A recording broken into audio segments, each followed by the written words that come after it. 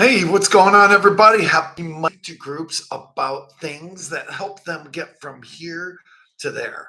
I've been blessed because not only do I get to do leadership and sales training in the business world, but I also get to do speaking and training within the recovery realm because I've been in the recovery realm for what 37 plus years. So I get to speak and celebrate recoveries, and I get to speak at mental health programs about how do we get better, how do we have some peace, how do we get to that place that is just where our life is fulfilled, where our life feels like we are making a difference and that we're at peace. I love that word peace.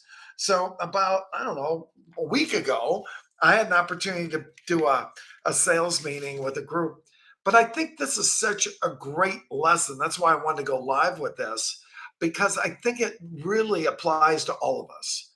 And it's the thing I want to ask you as you're on the other side of this is, do you want to change something? Of course you do. Everybody wants to change something, right? And how do we get from that place here to that there? I don't know about you, but I've always been a goal setter. As a matter of fact, from a young person, when I saw Jim Rohn, I learned how to set goals. And then later on, I saw Tony Robbins, and he talked about setting goals. And Cardone talked about writing your goals down every day. And I do that. I think that was a big game changer for me when I look at them every day and write them down every day and get clear with them every day. But I have to also tell you, there's many times when I had a goal and I put it in the drawer and I'd never look at it again. You know what I'm saying? And it's still there today, either in here or in here, but it hasn't been accomplished yet.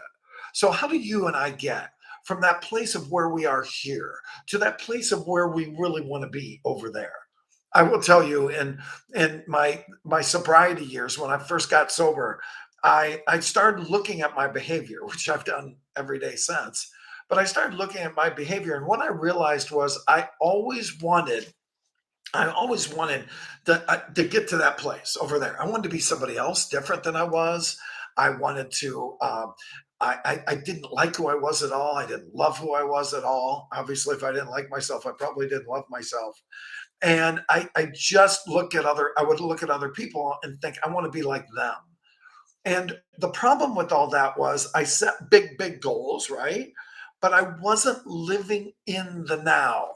I would always try to get there, whatever there was, but I wasn't focusing on what was going on now.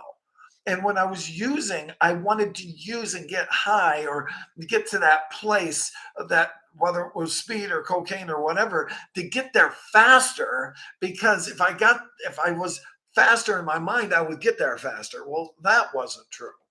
But after I got sober and after I started to really look again at my behavior, what I realized is there were certain things that I had to do to get from here to there. And for one of those things, frankly, is I had to learn to love myself. But one of those things too I had to do is quit. And as far as an addict was concerned, I had to quit doing the behaviors that I was doing in the past. As far as somebody who was narcissistic, I had to quit being the person that I was. I had to quit doing the things that were not getting me to where I wanted to go. You know what I mean by that? So, how many behaviors do you have that you think to yourself, "Oh my gosh, I've got to quit doing that"? And that's really what I think it takes to get from here to there is we have to quit. Quit talking trash to ourselves. Be very careful about what we say to ourselves.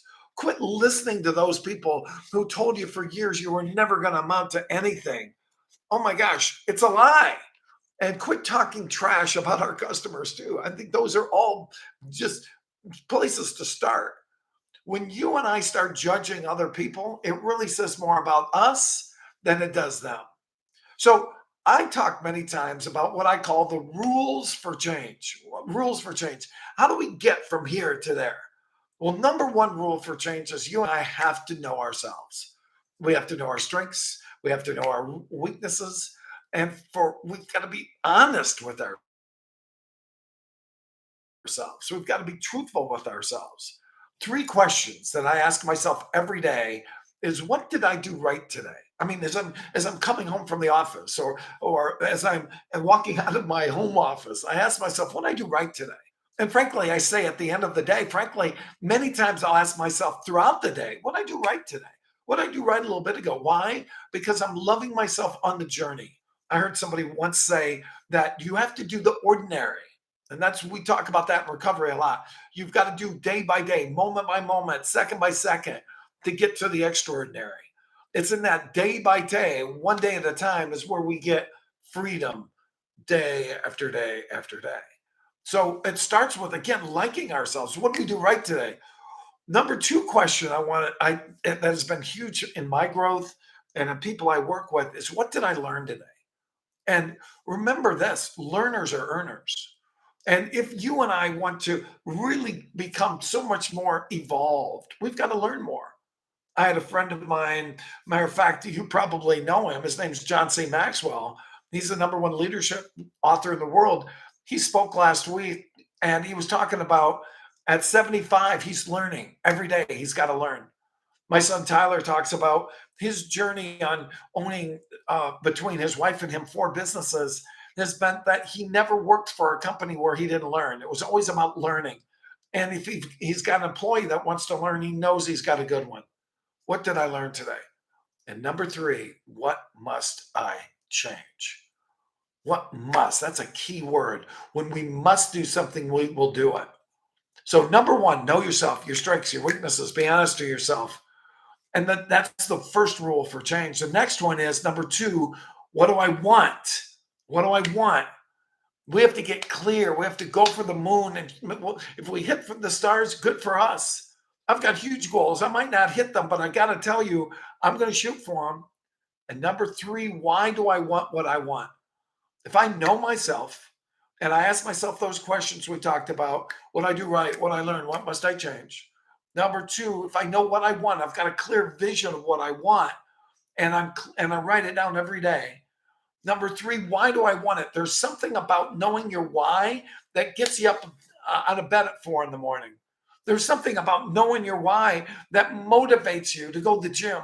There's something about knowing your why that makes you that allows you to tell your wife that you love her today. Your why is crucial. There's a great talk about the power of why by Simon Sinek, and I highly recommend you going on TED Talks or even on YouTube and find that. Simon Sinek, the power of why. Why, number one, who am I? Know yourself, your strengths and weaknesses. Number two, what do I want? Number three, why do I want it? And number four, what are those things that are getting in the way or sabotaging what I want? I don't know about you, but I've many times done sabotages. In the Bible, Paul, who wrote more books in the New Testament than anyone, said, I constantly do things I don't want to do, and I don't do those things I do want to do. And when you and I know each other that well, we know ourselves.